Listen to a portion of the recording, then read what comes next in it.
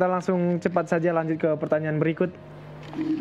Oh ya, langsung dari Parmin Siringoringo. Kalau perjamuan, apakah kita bisa melakukan pencucian kaki dengan anak laki-laki kita bila kita ibunya dan sebaliknya? Terima kasih pendeta. Mungkin pembasuhan kaki lebih dari satu.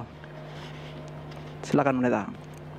Ya, saya coba memahami akan pertanyaan ini. Ada kaitannya juga tentang dengan anak laki-laki. Perjamuan kudus, dan ini adalah khusus pembasuhan kaki, dan pasal yang sangat jelas tentang pembasuhan kaki adalah di dalam Yohanes pasal yang ke-13 saat Yesus membasuh kaki murid-muridnya.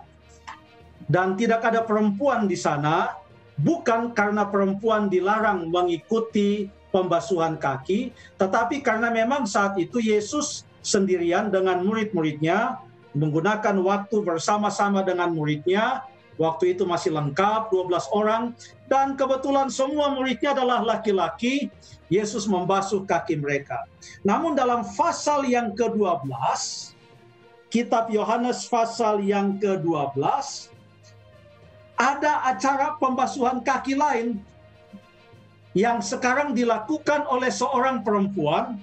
Kita baca di dalam ayat yang pasal yang ke-12, ayat yang ke-3, maka Maria mengambil setengah kati minyak narwastu murni yang mahal harganya, lalu meminyaki kaki Yesus dan menyekanya dengan rambutnya, dan bau minyak semerbak di seluruh rumah itu. Pertanyaannya adalah, apa ada yang protes? Wah, kenapa ini perempuan membasuh kaki Tuhan Yesus?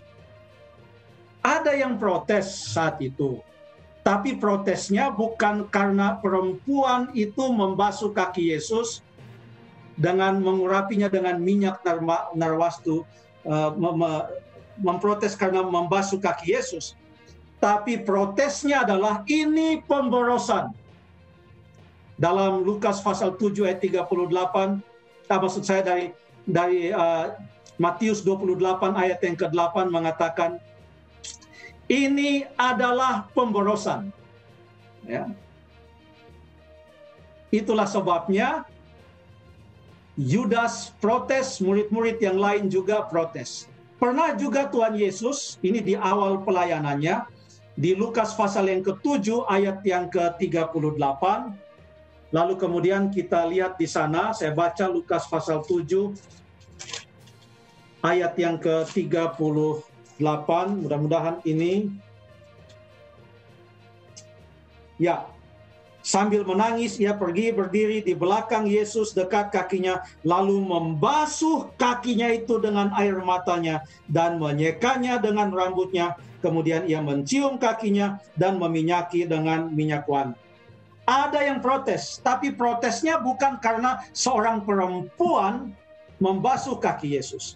Protesnya adalah karena ini perempuan tidak benar. Bukan karena dia perempuan, tapi karena dia perempuan yang tidak benar. Dianggap oleh mereka sebagai perempuan berdosa dalam ayat yang ke-39. Jadi nampaknya saat itu pembasuhan kaki tamu dilakukan oleh hamba-hamba.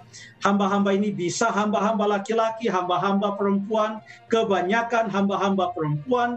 Dan pada waktu Tuhan Yesus membasuh kaki murid-muridnya, dia sedang melakukan pekerjaan seorang hamba. Ada beberapa prinsip yang perlu kita ingat, tapi sudah mau habis waktunya. Kita berhenti sampai di sini atau mau lanjut nih, 1-2 menit?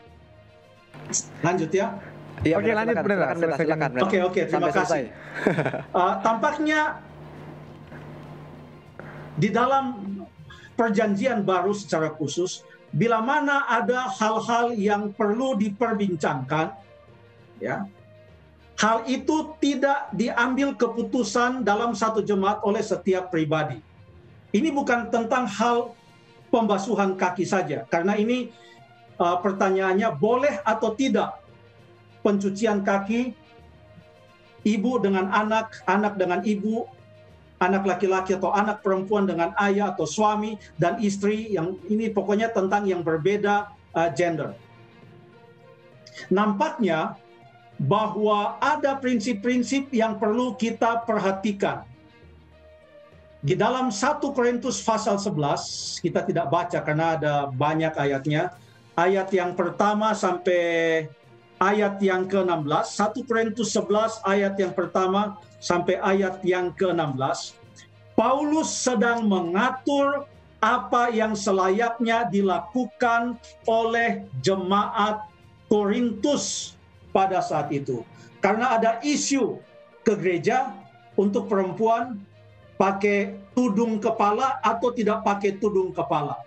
Paulus tidak mau supaya masing-masing mengambil keputusannya. Oh, terserah saya dong, saya mau pakai, saya mau nggak mau pakai, terserah. Tapi Paulus mau supaya kalau ada jemaat yang mau mengambil sebuah langkah atau praktek, bukan tentang doktrin ini ya, tapi tentang kebiasaan dalam beribadat, maka biarlah itu dilakukan seluruhnya. Jadi dalam 1 Korintus 11 ayat 1 sampai 16, Paulus menyatakan lebih baik supaya tidak ada perselisihan, seluruh perempuan ambil keputusan pakai tudung saja di dalam acara kebaktian jemaat. Itu di 1 Korintus pasal yang ke-11 ayat 1 sampai ayat yang ke-16.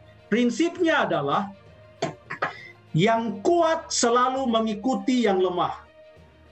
Contoh lain adalah di dalam masalah penyembahan berhala. Makanan yang sudah dipersembahkan kepada berhala. Oleh karena banyak yang keberatan, jangan dimakan, itu persembahan sudah dipersembahkan kepada berhala. Itu yang lemah imannya. Karena yang lemah imannya mengatakan, kalau sempat dimakan berarti kamu udah menyembah berhala. Saya punya hati nurani keberatan melihat kamu memakan makanan yang sudah dipersembahkan kepada berhala. Yang makan persembahan yang sudah makanan yang sudah dipersembahkan kepada berhala nggak bisa. Oh, terserah saya dong. Emang ada berhala? Hanya ada Allah kok yang hidup. Ini saya sedang paraphrase 1 Korintus pasal 8 dan 1 Korintus pasal yang ke-10. Memangnya ada berhala? Nggak ada, hanya ada Allah yang hidup. Nggak ada itu. Makan aja nggak apa-apa. Paulus tidak mau itu. Dan prinsip yang dia ajarkan adalah, biarlah demi keberatan hati nurani dari mereka yang lemah dan menganggap hal itu tidak pantas, biarlah yang menganggap hal itu nggak apa-apa kok, biarlah mengalah. Paulus sendiri mengalah. Dalam 1 Korintus pasal yang ke-8, ayat yang ke-13. Ini yang diambil prinsipnya ya. Karena itu apabila makanan menjadi batu sandungan bagi saudaraku, aku untuk selama-lamanya tidak akan mau makan daging lagi, supaya aku jangan menjadi batu sandungan bagi saudaraku. Jadi tentang praktek-praktek di dalam jemaat, biarlah apa yang dilakukan jangan sampai menjadi batu sandungan bagi yang lain. Termasuk juga di dalam acara pembasuhan kaki.